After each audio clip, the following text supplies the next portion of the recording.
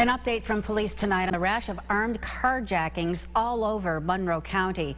A 30-member task force is on the case, made more urgent after that attempted carjacking left one man dead earlier this month. Well, tonight we learned arrests could come soon, as Christian Garzone found out. Oh, first of all, we're making great progress in our investigation. Yeah. Chief James Vanbrederode with the Gates Police Department is saying these carjackings are not just limited to a couple of thieves. He says there are multiple groups they're talking to. I think a lot of them do involve young kids, teenagers and some young adults. He says with these youngsters, they all have a streak of arrogance, and no one is talking.